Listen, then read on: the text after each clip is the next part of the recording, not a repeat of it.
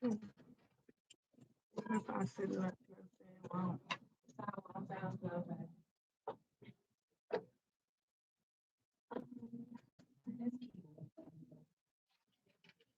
I got good stop early. I don't know why I got so early last time.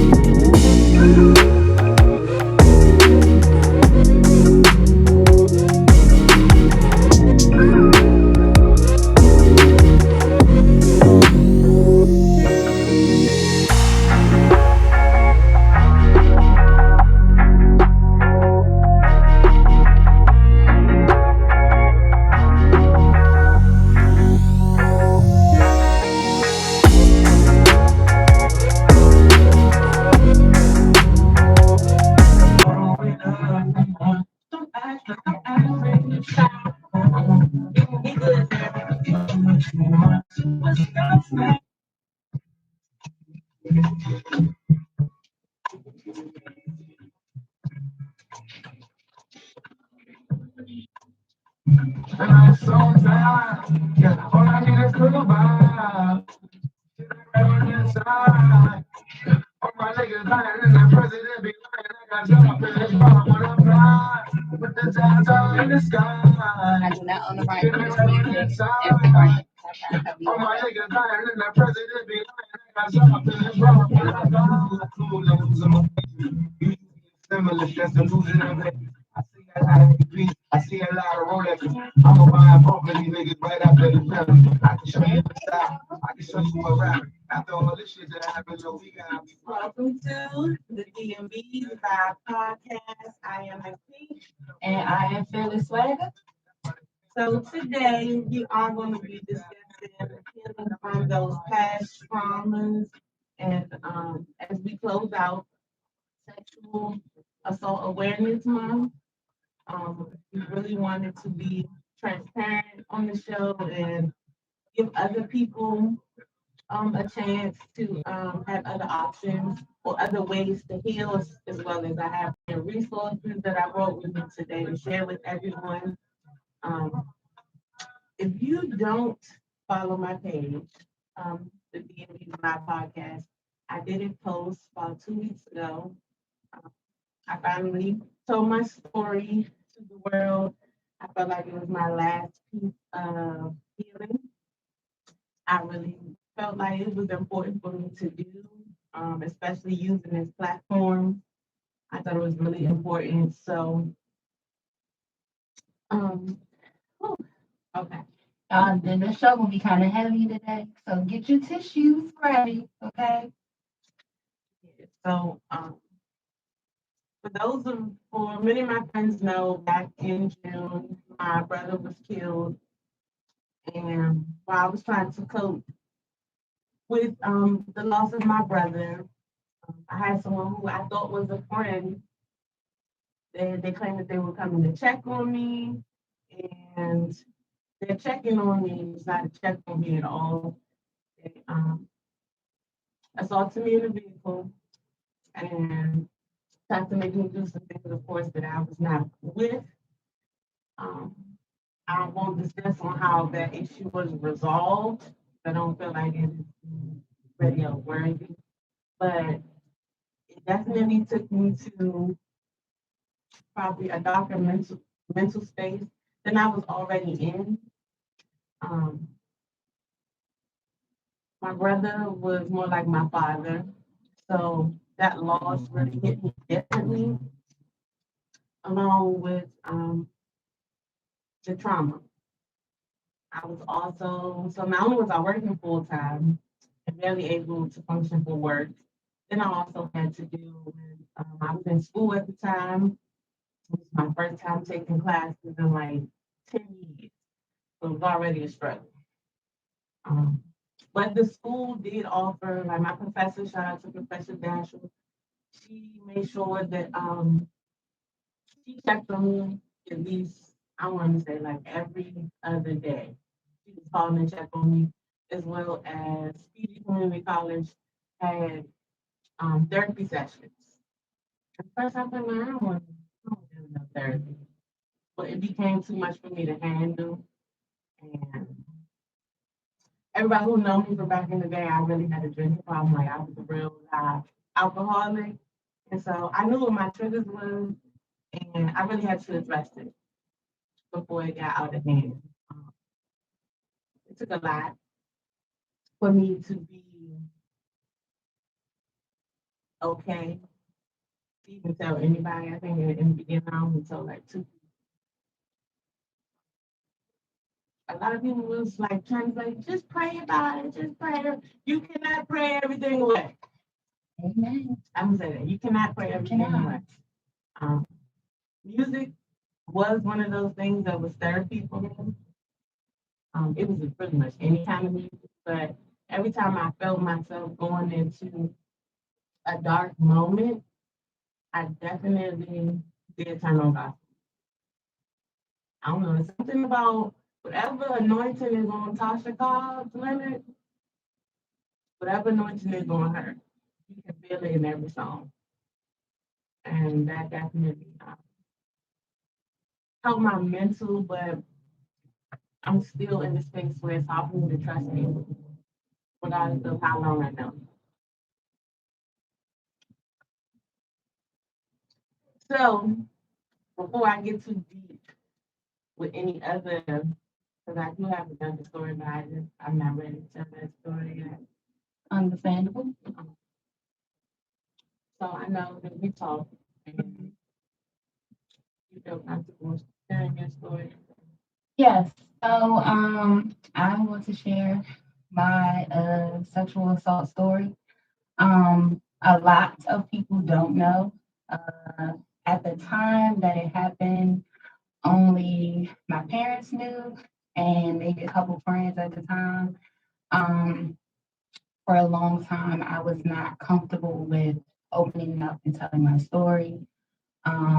But in the latter years, I've been able to open up to some people and talk to them about my story.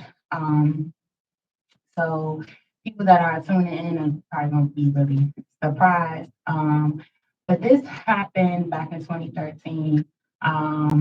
At the time, I probably could be able to tell you the date and all that, but I was one of those people that when it happened, it was one of those things that I really just like blocked it out of my mind. So I really can't give you everything. But it was very traumatizing because in the moment, it was somebody that I knew, that I trusted, that I had been around. And in the moment, I told that person, like, that's not what I wanted to do. Like, I wasn't here for that. And it ended up happening. Um, and in the midst of it, like, I tried to fight back. He bit my face. So I had a huge, like, bite mark on the side of my face. Like, it looked like somebody, like, you could see the teeth and all that on the side of my face. Um, I was like sore and stuff, and I did end up going to the police. Um, I'm not a fan of Prince George's County Sexual Assault Unit. Y'all can kiss my ass, and I really mean that wholeheartedly. Um, but it was hard because of all the things that I had to go through. Like I really had to go through getting shots. I had to get a shot. I had to take them on an pill. I had to get tested and do all this other stuff. And it just was like really humiliating because it's just like, why is this happening to me?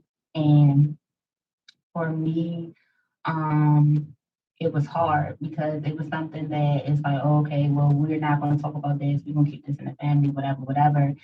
And I ended up having panic attacks. Um, I was scared to be in a house by myself. I was scared to go places. I felt so like dirty. I would walk around with my head hanging down. I would just lay in a bed and like I never felt like I just wanted to die or anything. I never felt suicidal, but it just was like I just gave my life. Like I didn't care um about anything. And like I remember my mom came to me and she was like, this is not the end of the world. Like you can't just stop your life. And I just remember um they offered so Prince George's County offered group therapy and all that. And I was like, no, like I didn't want to go sit with a whole bunch of females and tell my story because I wasn't ready. Like it literally had just happened. And you asked me 24 hours later to go sit and talk with all these people. I think people who have never been through it don't understand that one, it is not something that you want to talk about immediately. Right. When it immediately happens, you really just want to forget it happened. Right. Like I literally would just be laying in the bed and like I would be crying, like I would just bust out crying and stuff because I just couldn't understand. Like I literally lay and I was like, God, why did this happen to me? Like, what? Why? Like I felt like I didn't deserve it. And um, when I would tell like one of my friends, I told her like everything that happened, and like she still was like, well, you was your fault. And I was like, how was it my fault? Like I was being pinned down, trying to fight, trying to get this person off of me, and I couldn't. Like, and the messed up part about it is this man has daughters. He has daughters. Like he has two daughters, and his daughters are teenagers, man. So in my head, I'm like, you don't want nobody doing this to your daughter, but you just did this to somebody else's daughter. That was my exact thought. So this person has two young daughters, I'm talking about under the age of 10. And one, I was in such a state of shock that the person would even act like that. And it, it's probably bad to say this, but I'd rather somebody I don't know try and attack me than somebody that I've known know for this person I knew for years. So not only was I like in a state of shock, for real, and the fact that I had a boyfriend while when that happened, and my boyfriend made me feel like shit did not help it. And I think that's the culture. When we talk about rape culture, we have to get away from always blaming the female. It's not no. Like I didn't ask for that man to bite me on the side of my fucking face. Like went to work. I had to go to work with that mark on my face. You know what I'm saying? Because I couldn't just lay in bed and not go to work. Like I still had to work. So we gotta stop that blaming on the female because it in the middle of that, like me trying to fight, I gave up because it was like, what am I fighting for? I couldn't get him off of me. He damn near was choking me. So I was like, what am I supposed to do? You know what I'm saying? And so when you go to your friends and they're like, oh well, you know, that's what he came over there for, but that's not because I clearly stated like that's not what I wanted because that wasn't what I wanted. We was friends, so why would you even, you know what I'm saying? If I'm telling you like this is not what I want, why would you do that? You know what I'm saying? And the thing about it is when I hear guys say stuff like, oh well, the girl was walking a certain way, or she wore this, or it's like, what does that have to That do does not do mean anything? anything. Right. And you gonna do that to a motherfucking stripper in the strip club? Right. Because that's their job. Right, that's their job, but that don't mean that you're just supposed to forcibly force yourself onto them. And we have to get out of this whole boys will be boys and all that type of. That's why rape is the number one most unreported crime in the country, because it's always the victim's fault. Like you place blame on the woman, and it's like, no, where's the accountability for men? And we see this all the time with these college scandals and all this other stuff, and how they'll cover it up for the guys, and you make the woman feel like it was all her fault. SVU. So I know it's a lot of people, I mean, a lot of viewers that watch Law and Order SVU. I have watched this show over and over, thinking that I used to have a mindset of that could never happen to me. 'Cause I'm a fighter. I didn't fought a lot of people, but when you're in that moment, your mind goes 8 million different places.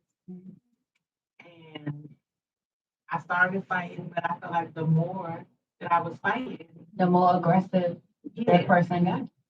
And I had marks. I didn't have. I had it my hair in such a way that I could cover it up. I had to walk around with it was like, it looked like a bruise. Like I had to walk around with that on my face. Um, it takes, even if you go to therapy, your mindset still has to be open to really And discussing Mm-hmm. them raw feelings. 'Cause, like, I went through a lot of emotions, from anger to sadness to I was never suicidal, but I did have a moment where I relapsed, and I said I was drinking every day. I would drink from probably like 4 p.m. to like 4 a.m. Like I didn't have to work, and even though I'm teleworking, I'm tired, so now I'm sleeping half of my work day and trying to make everything up in the last part of my work.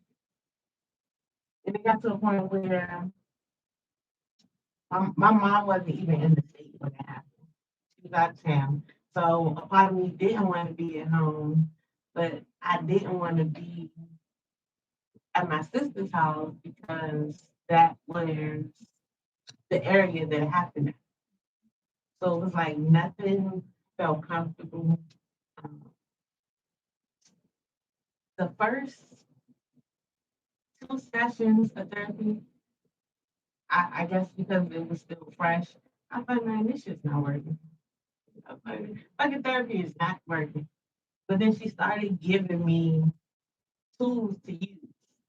Like when she started talking about other topics, like things that you like to do, um, I felt that it didn't distract me, but if I found a way to incorporate the things that like I like to write poetry. And so it was like, well, if you can express your emotions in a poem and then read it to at least one person that you trust. I tried that. That didn't fucking work. I was like, oh, I thought it was gonna be good. I was like, no, it didn't fucking work because when it came time for me to say it, I was too emotional. So then in therapy, she was like, well, why don't you just, she was like, well, how do you feel right now? Okay, like, I'm tired of shit. So I'm like, I'm okay. But I realized like you cannot hold those emotions in because it doesn't help the healing process. So I could be fine on Tuesday and then cry all day Thursday. But that's how it was. Like you, in one moment you feel like you're okay, and then like the next moment something would happen, or you would see something, or like this particular person actually is well known in the Mandela area. I don't know if he's still over there now. I truly don't give a shit. But like I would see people that I thought was him So it would like startle me. And then I would get scared. And then I'd be like, okay, nah, like I can't do this. Like I can't walk over there or I can't no gotta go. Because like it's like you see it takes you back. Like it will bring something back. Like it's just certain stuff like don't do that because I don't like that because it takes me back, to that place. And um And it really makes it hard, like right. especially when you're ready to start dating Yes. and it's a whole new person that you really don't know nothing about. Little things will make you jump. Or like, no, you gotta stay right here. Stay right Like here. I know for me because it happened like so long ago, it took me a while to like be comfortable, you know what I'm saying? Or to even like have some type of intimacy with someone because it's just like, ugh, don't touch me or don't, whatever the case may be. And I think because I had suppressed it for so long, like it really didn't, I guess, come back up for me again until like probably the end of 2017. And it's like that culminated with other stuff, like almost broke me. And I had to like really, get myself together.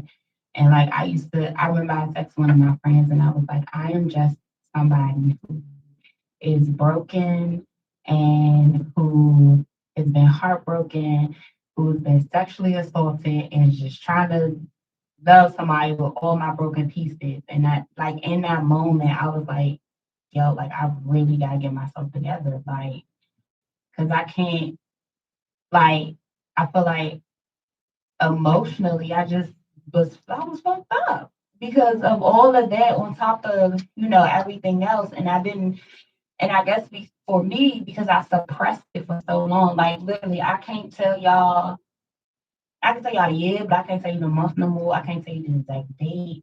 Like I could still give you like bits and pieces of what happened, but it's just a lot of stuff like during that time period. I just suppressed it. So it just was like, and then of course, if y'all know how the brain works, certain things we tend to forget, but then something will happen to trigger it. And I think just in all of that, like what I was going through at that time, it really brought it back. And I was like, this is something that I really have to get over and get myself together. But I will say for me, my prayer life definitely played a major role. Just like you said, gospel music. Tamala Man be having me want to fall out on the floor. Um, so yeah, so definitely that my spirituality really helped me. And then I had to isolate myself from some people at the time because it's just like I just need to take the time to get myself together. I literally was only around like 4 people. And my brother was there the same day that it happened. And, um, he already knew that I was real fucked up in the head. Because in January of 2017, I had a friend who I had known since ninth grade. How long? From ninth grade until 4 years ago when I was 28. Um, we was cool every day. I hung out with them all the time. Um, had already had a conversation that hey, I'm not fucking with you on that level, nothing. I guess maybe they didn't believe me. Like, I just don't. Maybe they don't.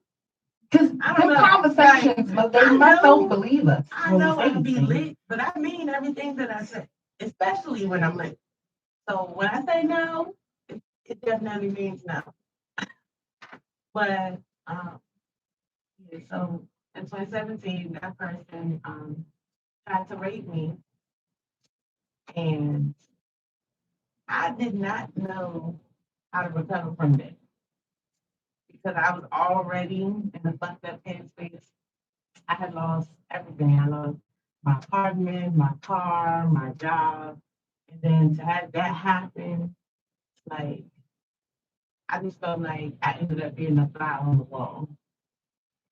I didn't talk to nobody. I lived in a house full of people. It was like 8 of us. house full of people. I never said nothing to nobody. They asked me a question, you might get one word response. I wasn't eating for real. Um, the only thing that shook me out of that depression was the fact that my mom almost died and got rushed to the hospital for surgery. And having to take care of someone else and not have to, Think about it. yeah, and like it kept my mind occupied. But then when I moved away and all I had was that reflection time, I saw myself start spiraling again. Um, and it really made me go to church more.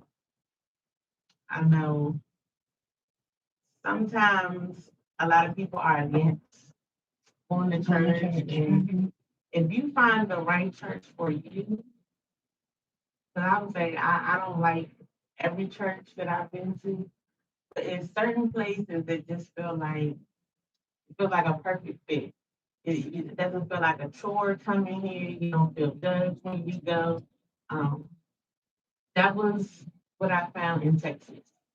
And I did all my healing from so many different things there. It was stuff that was bothering me. I didn't even know that it really bothered me still. But my dad was here a couple of weeks ago, so I've been open about talking about that. I had a feeling of abandonment, and it always showed up in relationships. And once you have that feeling, how it shows up is you have a lot of insecurities or you doubt a lot of things.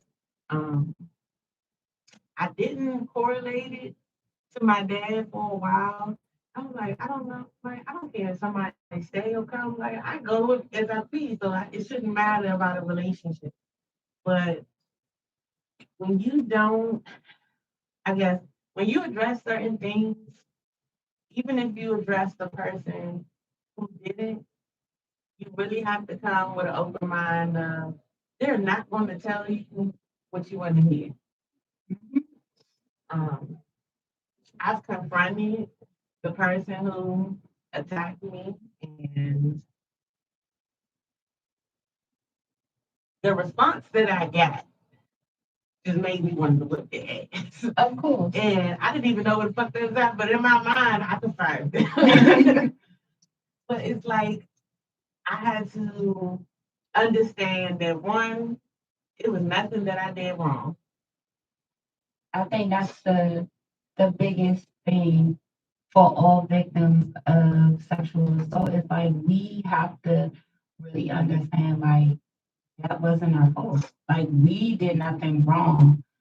But again, like I said, society makes it hard for women who have been victims of sexual assault because they tell us it's our fault. Like to really sit there and like you supposed to be my friend, you telling me it's my fault. Like what? When my ex said, well, it's your fault because you shouldn't have got in the car with him at such and such a time. But that's the First of mentality all, that men have when a woman is telling them about being sexually assaulted. I'm like, first of all, we both smoke. So if that person didn't know my sister, so I'm not inviting them into my sister's house. They said they were coming to check on me because that same day was my brother's candlelight vigil. So I'm taking it as they're being sincere. And then he tried to get you in a vulnerable position. So that's even worse because you played on my vulnerability at the time. You know what I'm saying? Well, you the whole time you had these intentions. Like you played and you lied. So it's like, come on, bro. Shout out to the cousin that don't talk to me no more, but he definitely did his part after that scenario because he said, just pack some clothes up and that's for a week. We about to go on a road trip. Where we going? He's like, don't worry about it. He's like, we can go to the beach and you can bring your work laptop, do whatever you got to do. I definitely went to the beach and stayed for like 4 days. And if you know me, I do not like the sand, but the sound of waves is super, super calming. And so every night I would just sit on the balcony, just listen to the waves. Because I had so much anxiety that I don't think I slept longer than an hour, like the first 2 weeks. Like, and the person didn't even know where I lived at, no nothing. But it was just like we live in a society where anybody can fight. And it's shit on the internet that really blows me. Oh, thanks for that. Um, but the one thing I will say, because I am still a big advocate for therapy, you just need to find the right therapist for you and be open to their different methods And and be tools. honest with your therapist, Yes. because I think a lot of people who do go to therapy, they're not honest with their therapist. So your therapy is to help you. It's to help you overcome whatever it is that you need to overcome. But they can't help you if you're not completely honest with them. So if you're going in with an open mind, you have to go in being open-minded and being honest at the same time. Okay. And I like therapy because it's an unbiased opinion. These people don't know me from campaign. So and when I went to my therapist, I really enjoyed talking to her because it's like she don't know me. So she's not trying to help me based on what she thinks I would do because of what I've done before or how I reacted to a situation before. Like she's really going off of she writing her little notes and then they do give you homework. So when your therapist gives you homework, do the homework, Yes. do what you need to do. Okay. You're supposed to do. And it helps you. Like she had me create a gratitude journal. And I had to every day write 10 things that I was grateful for, 5 people that made me smile, and 2 things that I could have did differently that day. And like when I look back in it, I laugh because I see it's literally the same people that make me laugh every day. So, so that would be who was in it, but it was therapeutic in a way because it taught me to be grateful for who I had and what I had at the time. So when your therapist gives you homework, do your homework. So, So I would have to say that step one in healing for me was forgiving myself. That was step one. Step two was going and getting therapy and really being honest about everything. I think a lot of people times, like you said, when people tell a story, they'll tell it from one point of view instead of giving the whole story. That is super important in counseling because I feel like they can really assess the situation differently and they give a lot of tools. Now, I had a similar um, example that she gave me was hers was I needed to anything that might have disturbed my peace in the day, write it down. I write how I reacted to it and if I could have reacted differently. And that helped in a lot of different areas because I used to be a person who something could piss me off at 8:30 in the morning and I'd still be mad at fucking 1 p.m. And I was like, that's probably not healthy. That's that toxic relationship shit. Yeah, don't piss me off that early in the morning. I'm not even a morning person. But also it was this book that she had me read, and I'm saying I ain't never make it through the whole book, but it was a lot of different things in here. The book is called Getting Past Your Past by Susan Wilkinson. Um, the subtitle is Finding Freedom from the Pain of Regret. And it definitely made me do a lot of reflection on certain things because some things we allow unconsciously, whether it be friends, family, partner, and when we don't speak up or voice how we feel, I think sometimes we take into consideration of how other people may react to how we feel. And that's something that I have to learn to stop doing because motherfuckers don't care at all. at all. And they gonna do what the fuck they want to do and have no regards to how it makes you feel. So what's how you feel? So can nobody say, well, you let me do such and you didn't say nothing, so I just kept it. No. Speak up, please. Yeah, I think that's something that I'm just learning, period, with a lot of friendships and relationships, being able to speak up. That's something that I actually started to do more with friendships, relationships, whatever, being able to speak up. So, if something is bothering me, I'm learning to just be like, all right, in that moment, if it's bothering me in that moment, let me just say it. And I'm still working on that because sometimes I used to be the type of person who would be like scared because I guess I'll be scared like I don't want this person to be mad. But then it got to the point it was like, and I'm gonna tell y'all, working with ED kids really teaches you a lot. Really taught me like it's no point of being scared. These are my feelings. So, and I tell people all the time, one thing I will never do is apologize about my feelings. Now, I may apologize for my delivery because I know sometimes that my delivery can come off a little harsh or whatever, but I will never apologize for my feelings. And so now I'm just kind of getting to the point, and I think it's just me protecting my peace where it's like, if this is bothering me, all right, listen, this is what's going on, whatever. But I'm also the type of person that if if me and you can have this conversation, we can talk through it, and it works, and that we can continue on with our friendship relationship, cool. But if you're still doing the same thing, curry on, whatever. But I really think being able to speak up for yourself is definitely a big part of learning to heal, and then definitely forgiving ourselves. I think what people fail to realize is we are very hard on ourselves, very, very hard on ourselves. And I've actually had this conversation with one of my friends, like, I'm my own worst critic. I'm very hard on myself. And he tells me all the time, like, you gotta don't have to be so hard on yourself. You know what I'm saying? We're human. So we all have feelings, we all have emotions. You know what I'm saying? Things happen to us that aren't our fault. Like we can't control everything. We can't control other people's actions.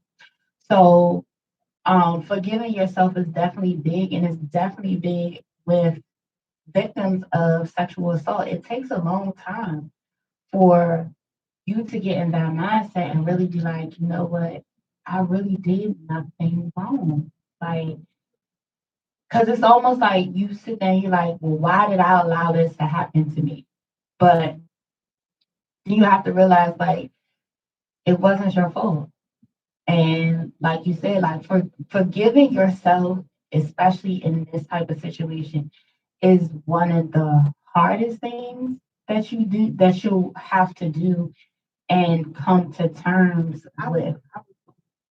I'm going, why didn't I just want like Right. And then the thing about it is when people have conversations about sexual assault, like in the open, because a lot of people, don't know my story, I stay out of those conversations because the the thing that triggers me, and this is just personally, is like, well, I would have fought this, or I would have did that.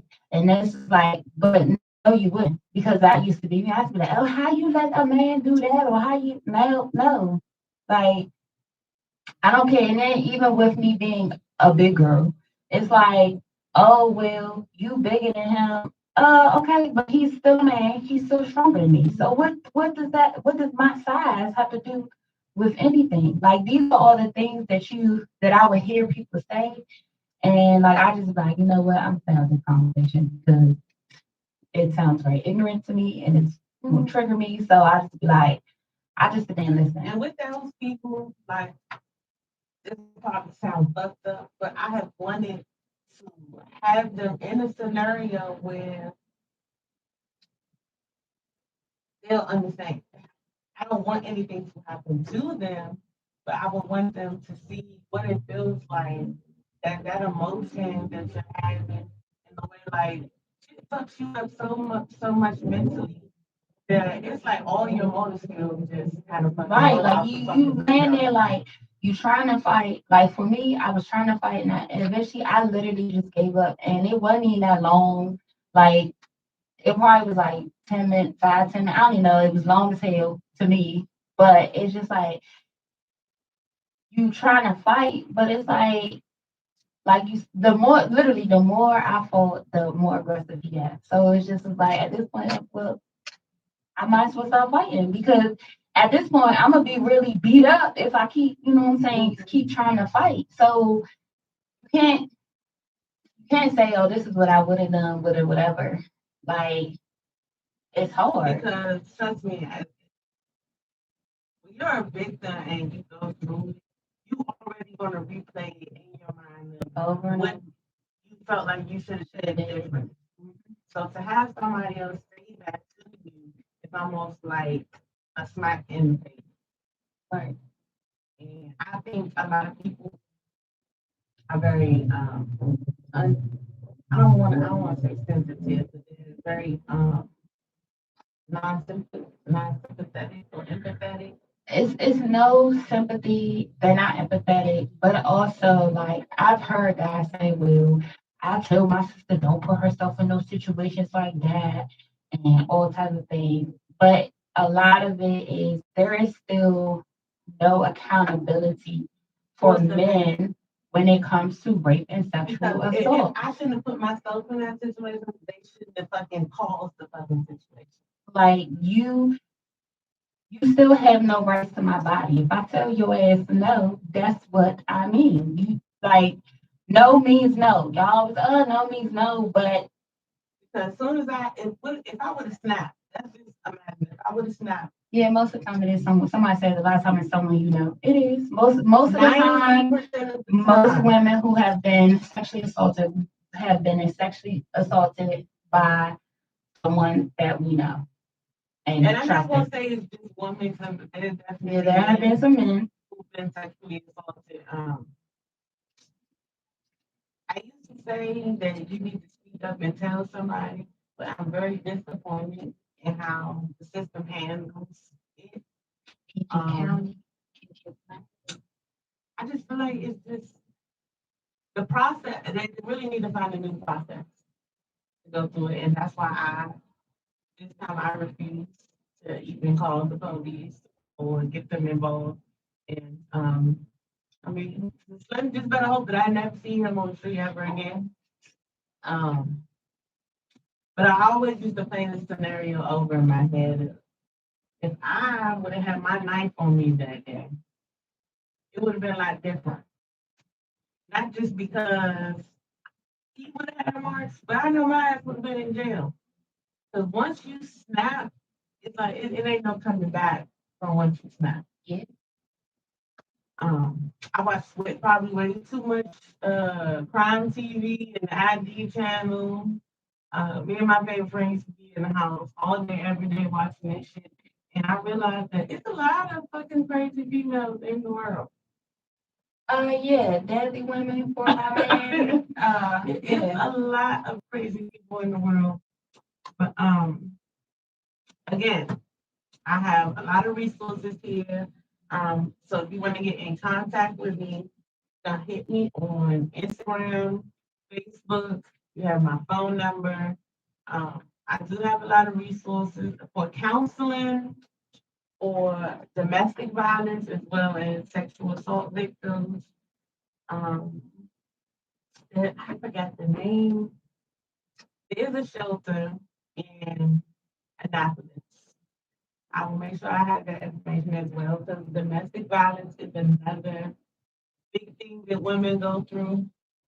And I wear my purple. This is for domestic violence. a lot of people don't understand how certain people can stay in relationships when they're being abused. We're gonna take a break and then I'm gonna come back and I'm gonna play a clip from Red Table Talk. And they were talking about people with narcissist behavior. Oh, no. Okay, so we're gonna take a quick break. I'm going to play two songs. The first song It's gonna be by Kendrick Lamar. This is one of the songs that I used to play every morning to change my mood. And then the second song that I'm gonna play after that is gonna be a song that my brother did a couple years ago. It's probably been like 8 years. My brother did a whole album, and he did this song called Street Lights, and he wrote it in like 10 minutes, produced it himself in probably about an hour. It was right after our great grandmother passed away, so I'm playing this song for y'all.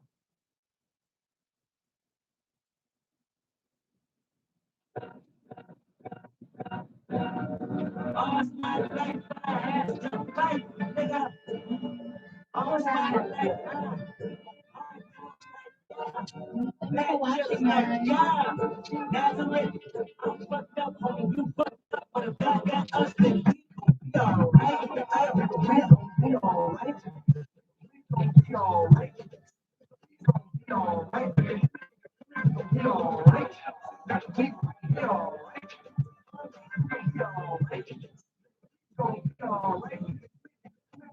alright. And when I wake up, I recognize you looking at me for the pay cut. Muhammad Sami, let the message run the face down. I'm making nothing with the face down. Let me tell you about life. Painkillers, somebody put me in the twilight. I'm pretty pussy and bitch, it's the highlight. I tell my mama I love her, but that's what I like. I know, 20 of them in my Chevy. So my God, I'm in heaven, no preliminary hearings of my record. Motherfucking things, silence for the record. Well, that know it's too late. Because I think I'm gonna be inside my life, it's starting. Please, when you know we've been down before. Nigga, when our pride was low, looking at the world like, where do we go? Nigga, can we hate poor? Wanna kill us dead in the street for sure.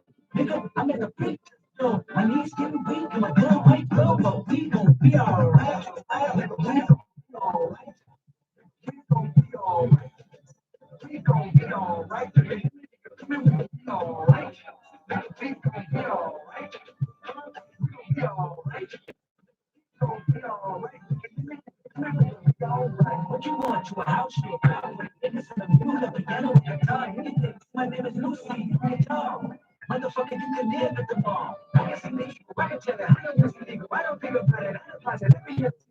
On my partner, put the candy, put it on the ring, take it in my pocket, in a profit, every day my life, she don't try to touch it, she never the bounce, I think she go. I don't talk about it, we don't got it, every day I see, if I got it, then you know you got it, I can be cheap, that's all, I rap, I black on tracks, so rest assured, my rights, no wrongs, I'm right till I'm right for God, and you know, we've been hurt, been down before, nigga, when our pride was low, looking at the world like, where do we go? Nigga, and we hate poor, wanna kill us dead in the street for sure. Nigga, I'm at the preacher's door. My knees get weak, my gun might blow, but we gon' be alright. We gon' be alright. We gon' be alright. We gon' be alright.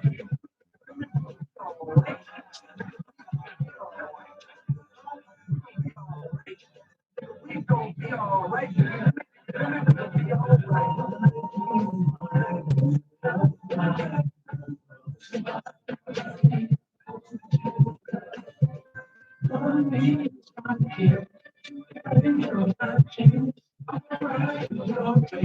Dark nights in my breath.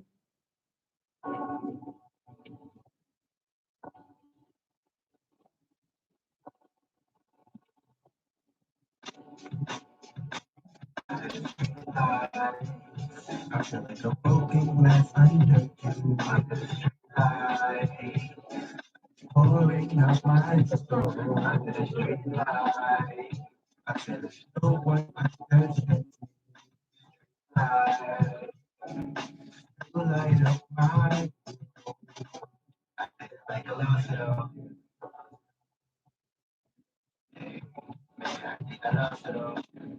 Put in my mind somewhere on cloud nine, searching for a high. I'm just searching for a line. Pour out my feelings, more like filling the beat to a newfound recipe of healing. Tell me what I'm supposed to be. God working on my inside like I'm supposed to be. At times I don't want nobody close to me.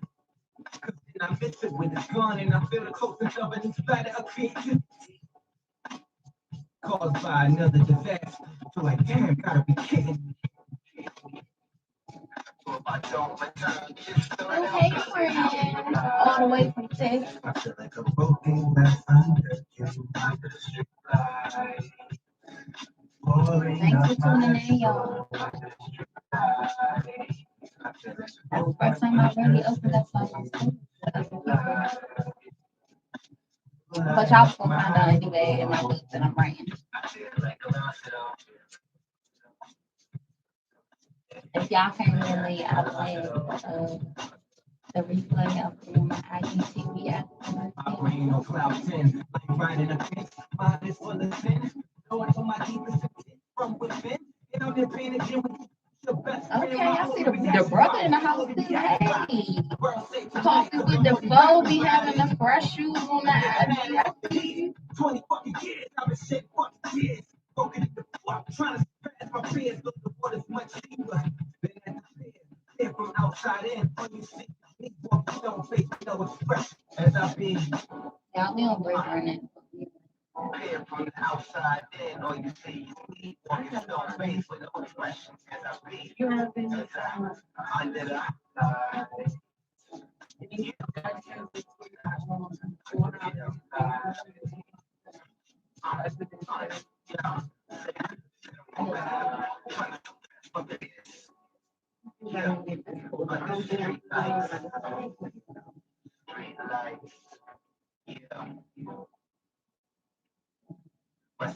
I'm just trying to get my shoe game and be like, I be saying you put your little skinny leg. May I dance together heaven now.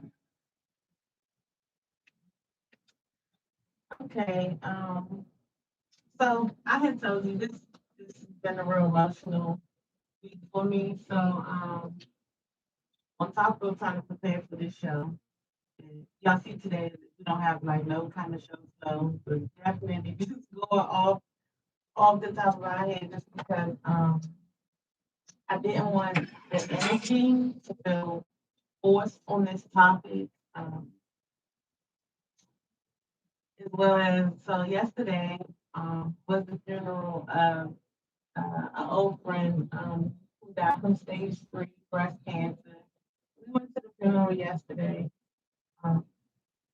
but Friday night I had decided to finally go through some stuff that had been in my archive for a couple of years.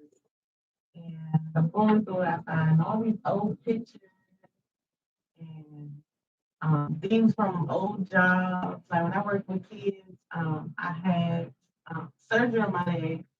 Well, I was going through therapy, and I had like minor surgery on my leg, and I was not at work for like a month. Kids say the craziest things. I don't know the baby. And the fact that they thought that they were spelling some of these words right was just hilarious to me. But I feel like working with kids for me was a lot of therapy. I love working with kids. Like that. Like they change your mood. Like kids can piss you off, but at the same time, like they can bring you so much joy. That they won't even realize that they Yeah, they're South Asian kids, literally. Because I was looking at some of those letters and like I had kids who so I worked with kindergarten up to 8th grade. And it was always my big kids who gave everybody else the problem. But they was really soft. After reading those comments, they was really soft. Okay. The little hard, yeah, I know I work with the at-risk ones. They just be wanting some love and attention. That's it. I literally used to, I still tell my kids, like, if you want a hug, just say that. Like, if you want me to talk to you, just say that. Like, you don't gotta be mean. If you want me to be your, if you need some attention, you know, when they start acting out with players, I'm like, if you need some attention, just say that. I will come over there and give you some attention. Literally, that's what I tell my kids. Yeah, working with kids is probably the best thing that I ever did. They get on my nerves, but I can't believe that I did it for that long because anybody who knew me like 15 years ago, like I was rough around the edges. Is probably why I'm always drawn to bad kids because I was one of them bad kids. Hey, Jordan girl. But it was definitely something that changed me in such a positive way. Having people around me that can see how much I've changed and how far I've grown. Um, I ain't looking for validation, but it definitely feels nice to hear. 'Cause, ooh, I ain't never gonna be bold enough to write no book. So kudos to Miss Phyllis Swagger for working on her Working on my book. book, y'all. It's a process. I'm working on it. I know that a lot of things that I did is best left unwritten and unsaid. Oh no, it's about my weight loss journey. It's not. Oh, it's It's not not. It's not my whole life story. I'm not trying to make no Lifetime movie, but with us talking about the sexual assault, my sexual assault is mentioned in my book because 2013 was the start of me actually trying to lose weight on my own.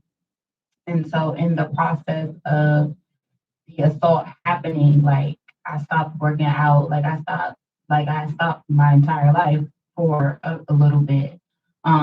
Well, I would say that part of my life because I still had to get up and go to work with a bruise on my face. But I do talk about that because that did play a role in my journey because it was a part of it. So that's why I said for those of you who don't know, you know, but there are some people on my live right now that have actually heard my story. But when I release my book, the whole world will know the story. So, but now y'all know the story. Yeah. So going to the gym was another thing that helped release a lot of the negative emotions that I had or the negative energy that I had. It was a lot of times where I just wanted to fucking scream and I didn't know what the hell I was going to be screaming for, screaming at. And like, I still have days where I battle depression, but it's something that I've learned that what how to prepare when I'm going into that mode, like knowing that it's okay for me to just have a day where I'm just not feeling it. And it doesn't mean that necessarily anything is wrong. It's just sometimes you have them days where you just off and a lot of things just start running through your mind and really just take time to one try to figure out what triggered it. I think that's the biggest thing for me in my reflection time is I always try to see what triggered any type of anything that throw me off because I want to be able to be in such a peaceful place that I can react to it differently. Because I know I'm a person who, when I go through certain things, I shut off from the world, everything. It might not be no post on my page as much as I try to be positive or funny. If I just go silent, I'm just having a moment.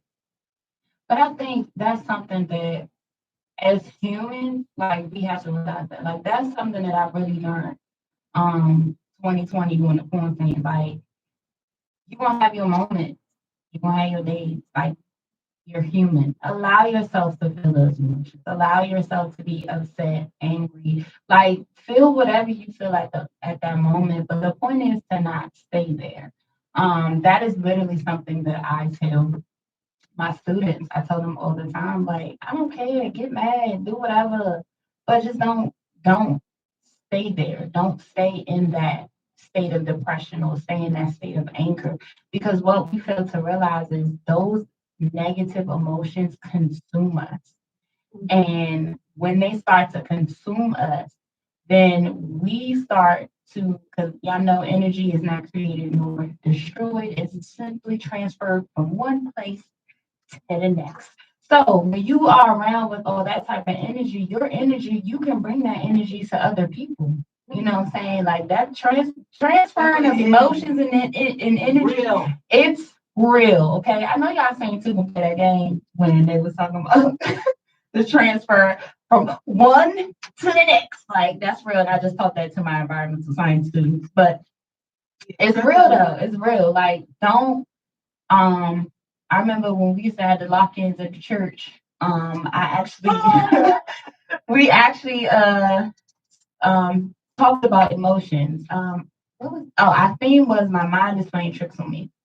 And I actually did a class on depression. And I talked to a lot of the youth about it. And the thing about it is, because I feel like I've been in that state where it's just like I couldn't get out of it. And that was when I was talking about back in 2017, where I almost feel like everything almost broke me. And the biggest thing is in that moment, that's when I had to realize my triggers.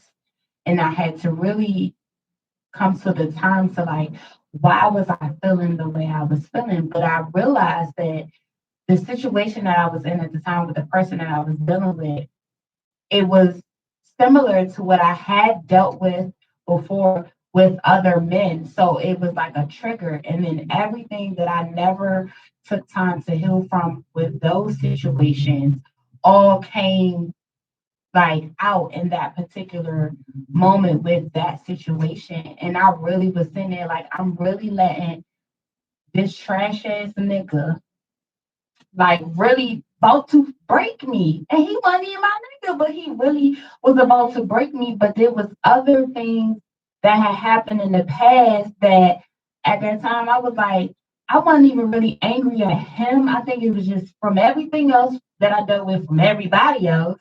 And it just was like that was just the particular person at the time. And that was the trigger. And then it's just everything just came out at that particular time, and I had to like really regroup. And for me, I journal. So I have friends, I have family, but sometimes I just don't like to express myself to my friends or to my family. So I journal, and it would be, and I didn't journal every day.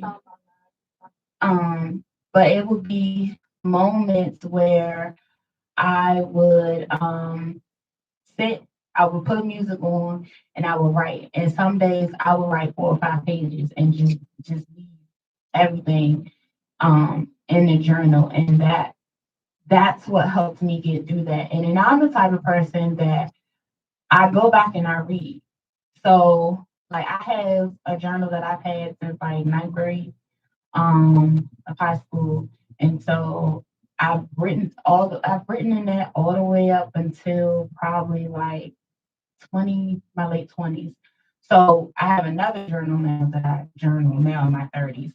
And so I always reflect and I always go back and I see where I was and then I look at to where I am now because that's the personal growth for me. Because everybody doesn't know every storm that you go through or everything that you deal with. So with me journaling, it definitely is therapeutic for me. And I'll always say like I just leave everything in a book.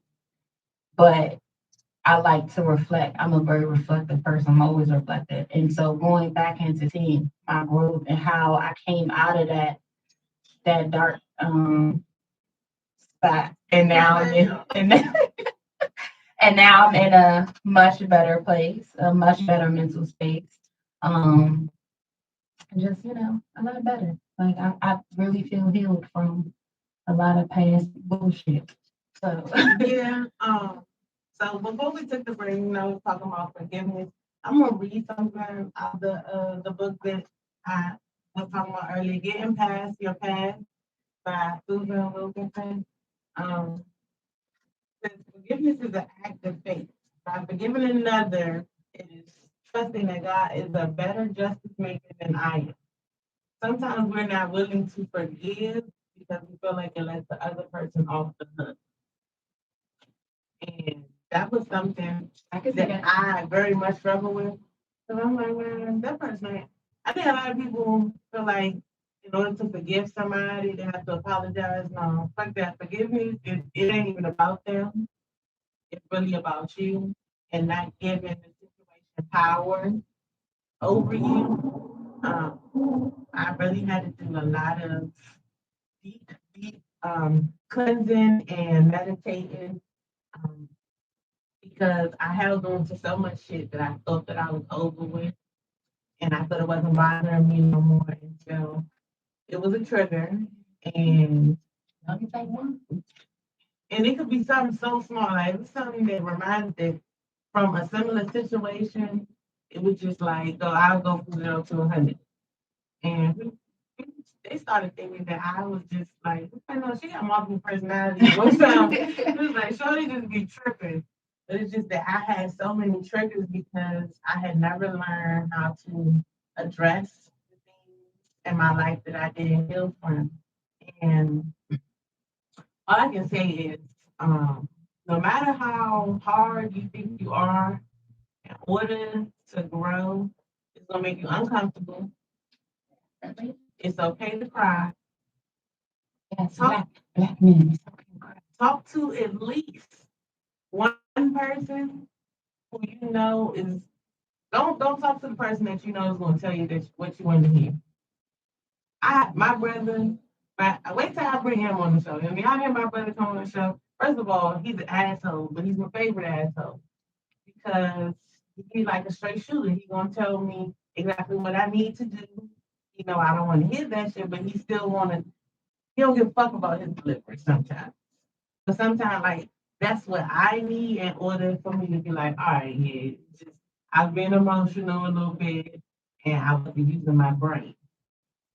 Um, definitely therapy. Um, I'm gonna play this clip though. It was on the Red Table Talk about a narcissist behavior.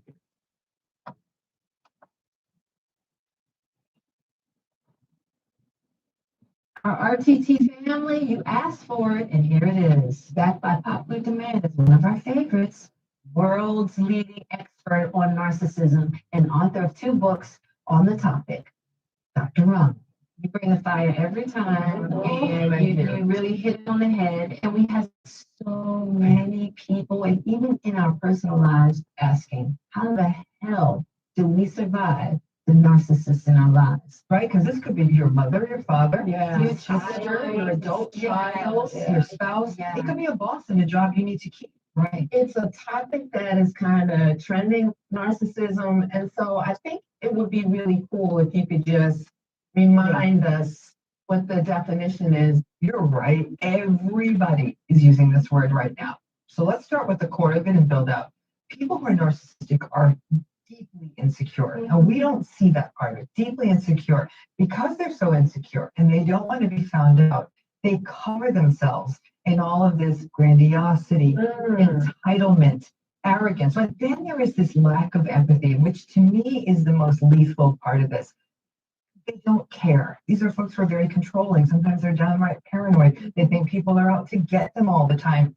I'm talking to quite a few people. Narcissists tend to be very charming. Oh, yeah. What they portray with family and friends versus what's happening behind closed doors is so drastically different. They're building a perfect suit of armor because there's all this insecurity to be protected. So they work on their outsides so nobody will notice the insides. Right. Yeah. And that charm, charisma, confidence are the front game for a person who's narcissistic to the point where I meet someone charismatic, I'm terrified. I'm like, I gotta go. I'm sorry. How do we interact with narcissists in our lives when we can't necessarily walk away from them? People are watching this saying, okay, obviously I know what I should do. I should walk. But we don't have the luxury of just walking away from everyone. And so then people feel like, what do I just need to keep things the way they are? No, you don't. Okay. This is really a game of number one and above all else, radical acceptance. Radical acceptance is understanding this is not going to change. Personality styles do not change. Okay. So the only thing you can do is work on your approach to this and your expectations. Those expectations need to be realistic. Even if it's just like, okay, I'm going through the same cycle, but now I'm protecting myself emotionally because I know what's actually going on, recognizing what you're dealing with. Right. So how does one do that? There's a technique I use. I call it the DEEP technique. You know, so remember it. DEEP stands for don't defend, don't engage, don't explain, and don't personalize this. Okay, so you think about how many times you go deeper in with someone. That's why I say deep. Like, no, I never said that. Or it didn't happen that way. So they gave scenarios on here of different people with narcissistic behaviors Trump. and how we deal with it. So one of the things that were on there is like how we respond. I think sometimes when you have I'm a very empathetic person, and I can relate to people a lot, and it causes you to be in this mode where when they go into what they're talking about, it makes you feel bad for them and you want to try to help them. But you don't realize that helping them is really just adding on to their behavior. That's why they were talking about people who find it hard to leave partners who are like that because um, they're not physically doing anything to you, but then you get into a mode where you're always defending them. Oh no, they didn't mean it like that. Or, one thing I learned from dating one is that no matter how hard they try to change, it's nearly impossible unless they really go to therapy and get help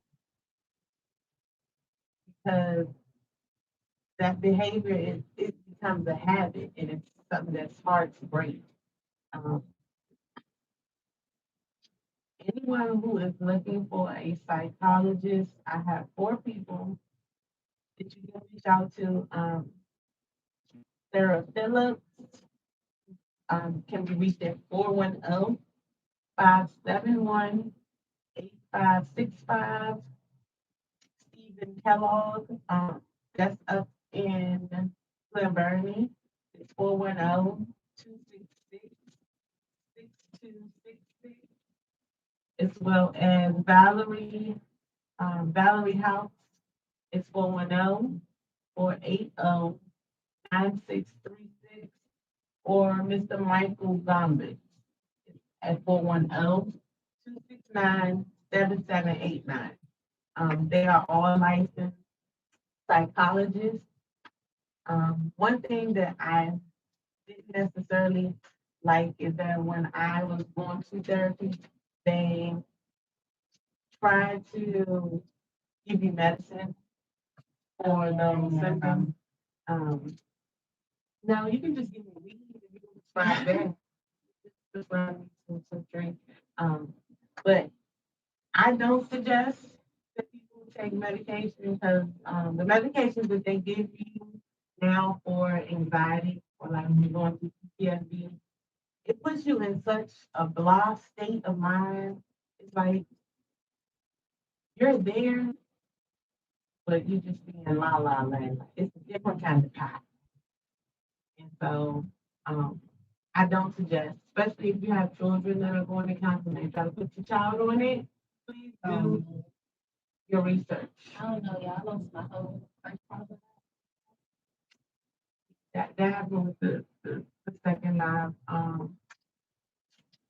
I didn't want to drag this episode out because I didn't want us to be in here boohoo crying. We actually did it without the tears.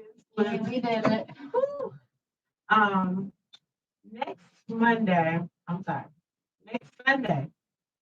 the 2nd, we are gonna have 2 guests with us. And one of them is the DMV Titles promoter, Polo to God 94. If y'all have never been to Polo to God 94 event, just know it's always lit. If you've never seen me post his events, please make sure that y'all follow or check on my story. I always be post Polo events. He has something going on down there every day of the week. On Saturdays, make sure y'all go down to Southside Market to get my cousin, Sonny M. Hopper. He be having Stamp Spirit. I don't know what Stamp Spirit is. It's definitely, I call it the adult juice. But he will definitely be joining us in the building that day too. We want to have a good conversation about guys and platonic friendships. Oh, that's good. Because Steve Harvey just, somebody just posted this clip about Steve Harvey saying that men are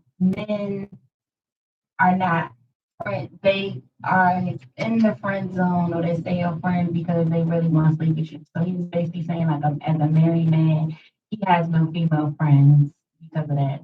I just want y'all to know Steve Harvey is a trash ass love guru and he projects all his bullshit and insecurity that he did when he was out here doing raggedy ass shit.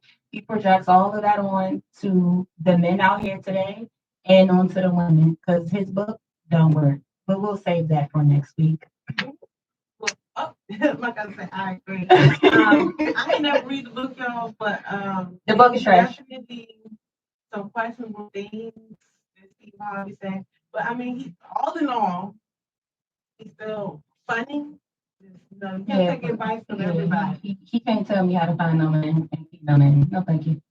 You definitely can't take advice from Because everybody. he knew Marjorie before, but I'll be quiet. Oh, next week is gonna be good. It's gonna be good. And then we're gonna do a special segment because we are definitely gonna spend Mother's Day with our mothers. Mhm. So we will not be in the studio on the 9th. I believe that is 25th, May 25th. I'm gonna have one of my friends from high school. She has put out 2 books of poems. And make sure that she comes into the studio as well as she's gonna have you can purchase merchandise. I will be tagging her in the links for everything this week on both Instagram and on YouTube.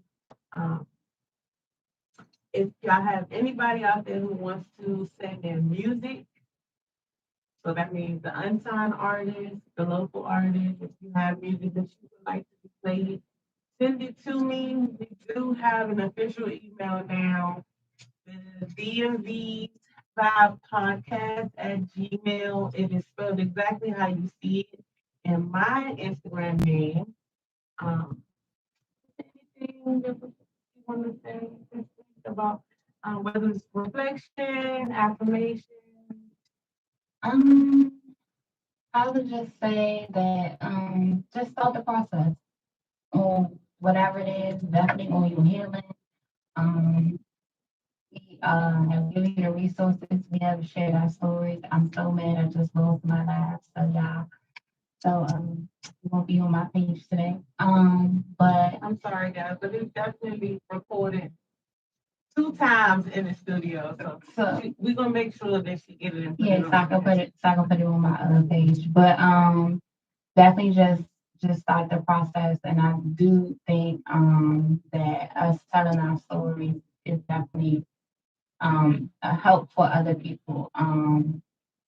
So I really feel like that sometimes you have to take your pain and you turn it into something else. And us, sharing our stories and our healing, I hope that it inspires somebody else to get started. I hope that it inspires you to know that you can move on and you can be better. It's just a part of your story. It's something that you can't erase it because it happened, but just make sure that you start the process. And the starting of the process is to forgive yourself. So that's the biggest thing that I would say. So I would just say start the process. And of course, if y'all need anybody to talk to or anything, definitely always hit me in my DMs. I do talk to people. I do respond to DMs. Just don't come with no ignorant shit because then I gotta block you. My block button is like that because I protect peace and all that. But if y'all definitely feel like you need to listen and you need somebody to talk to, don't video call me because I'm not gonna answer. But definitely DM me and I will lead you to whatever you need. If you need me to pray with you, I got you. Anything like that, just hit me up. My DMs. I answer. As well as y'all remember last week when we had Pretty Panthers Queens Auto Club in here. They are recruiting. They posted it. They are recruiting. As well as they said their door is always open for conversation. As well as I'm always up for conversation.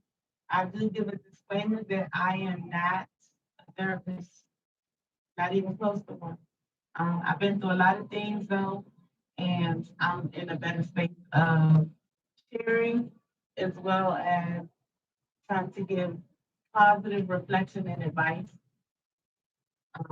I feel like for a lot of my friends, I have become that person that they call, whether it's good news, bad news, or they're calling me asking, did I do something? Should I have reacted differently? So I'm not gonna say I'm always available, but I do always respond. If giving any indication, I'm always here to listen, because I know what it feels like to have nobody to talk to. Um, I also wanted to, if you haven't looked on my page, I posted that Pepco training. They're having the training, and if you work at Pepco, they starting at like $23 an hour. So for the people who've been trying to figure out something to do during this pandemic, the training class, the reach out person is Alana Bowen at Pepco at 202-428-1029. Let her know that you are interested in the registration information and job opportunities. I don't really fuck with electricity. So money definitely sounds good. I'm not getting electrocuted for nobody. Yeah, it's gonna be enough for me. Um, my tip for the week is I'm gonna have to just reiterate this from something that I saw on Facebook from corporate. He said if something you plan for ends up not happening, it's probably because something unfavorable was going to happen that you didn't expect. Thank God when things go the way you want and when things go the way you don't, because you never know.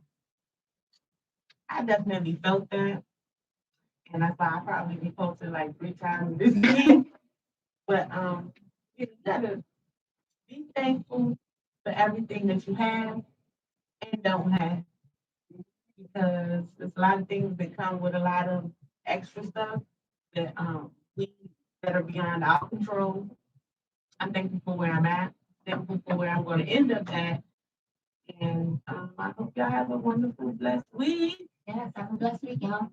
As we wrap it up, and thank everybody for tuning in this week to the DMV's Vibe podcast. Thank you, thank you, thank you. We will be in here next week. Our start time officially is gonna be like, I want to say 6:30, but if y'all see us starting at 6:15, come on, slide on in. Y'all see when I go live. So. Come on, slide on in.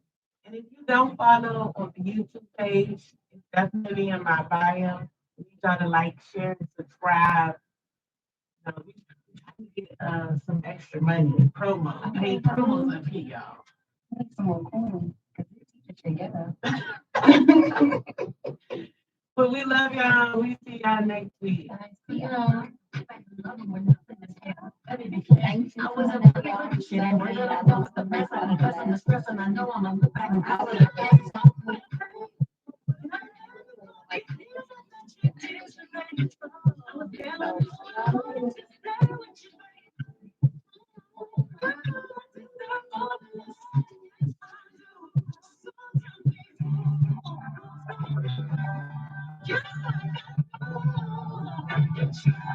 I don't know what I said. I think I need to